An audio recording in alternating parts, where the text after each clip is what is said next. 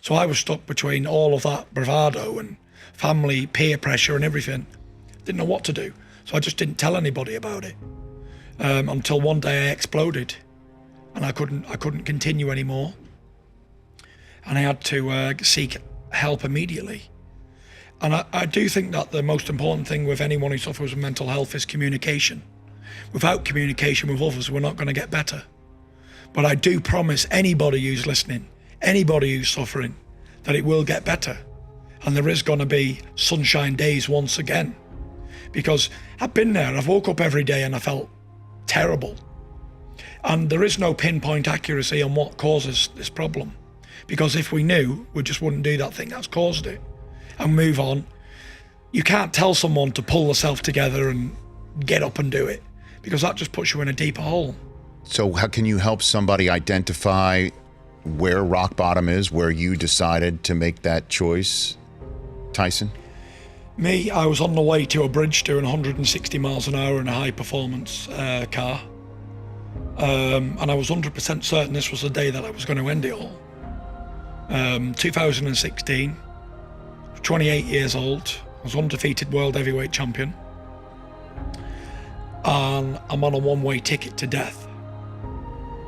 And just before I hit this bridge, I heard a voice in my mind say, don't do this.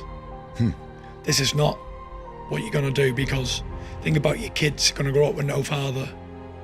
Everyone's going to say you're a weak person. No. And I pulled the car over immediately and I was shaking. And I called for help immediately. My father came and collected me. And I said, listen, this is what's going on. I need help immediately. I can't do it on my own. And I went and got help.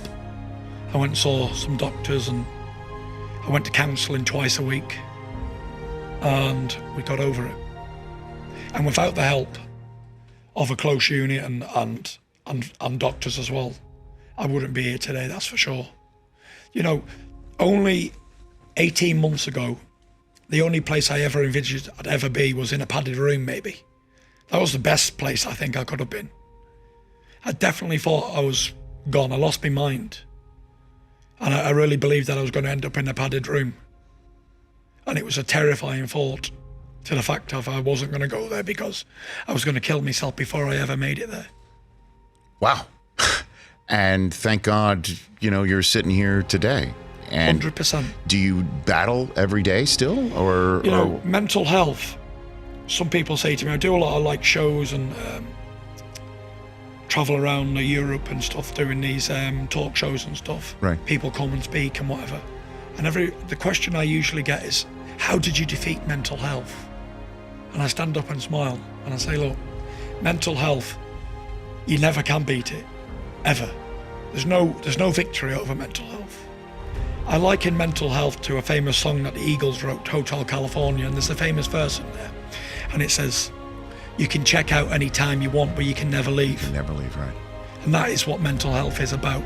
You can check out any time you want. You can get better again, but it will never leave you, ever. You just got to learn to maintain and manage what we're suffering with. You know, yesterday I felt terrible. The day before I felt okay. And then maybe I would have had a couple of weeks where I've been feeling good, but, you know, there isn't a day go by that I'm not afraid to go back to where I was only a short period of time ago.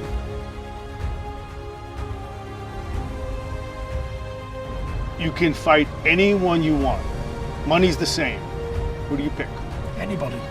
It's really unimportant to me who I fight. I'm a pro boxer. I'm either the best or I'm not. There is no in between for me.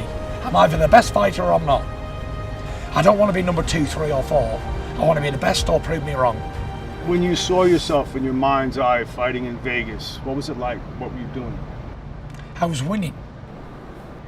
You know, you come to Las Vegas, right?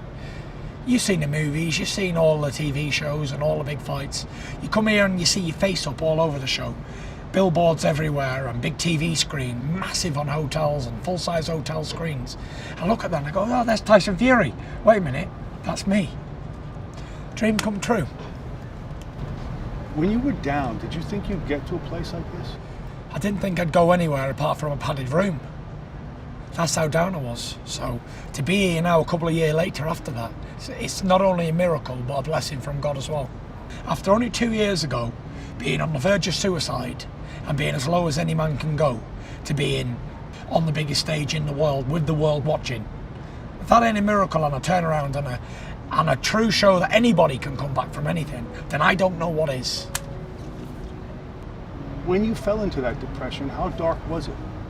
When you're waking up and you don't want to live anymore, you know, it's hard for me to say sat here because I'm not thinking in that mindset anymore. But there was a number of years where I did not want to live on a daily basis. I said to God, why have you let me wake up this morning? Why didn't I die in my sleep? And I had no real reason. There wasn't one thing that made this happen. This is a continuous journey for years and years and years of depression and anxiety. Why did that hit you? You were the champion of the world. You were the baddest man on the planet. Of course, but it wasn't after the fight. I've been suffering with it my whole life. You know, I was a little boy and I didn't know what this feeling was. I used to feel horrible, terrible, feel like I was being left behind or something was wrong, and even though nothing was wrong. And I later found out, 27 years later, that it was anxiety that I've been suffering with my whole life. The feeling that something's about to happen and nothing happens. Terrible. So, after I won the championship off of Vladimir, the Everest was climbed.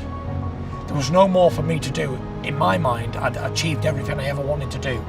One, being world champion, and two, beating one of the greatest heavyweights of the last 20, 30 years. When I was 14, 15 years old, I used to watch Vladimir Klitschko on the TV as a world champion, heavyweight champion. And I used to say to people, I can beat that man. And nobody would listen. Everyone, yeah, whatever. And the more I said it, the more I believed it. And it came true. So when something like that happens, when the unthinkable becomes reality, there's just nothing else for you at that moment. If you're an addicted personality and you everything you do is all or nothing, when you achieve that greatness you've always wanted, you're like, is this it? What next?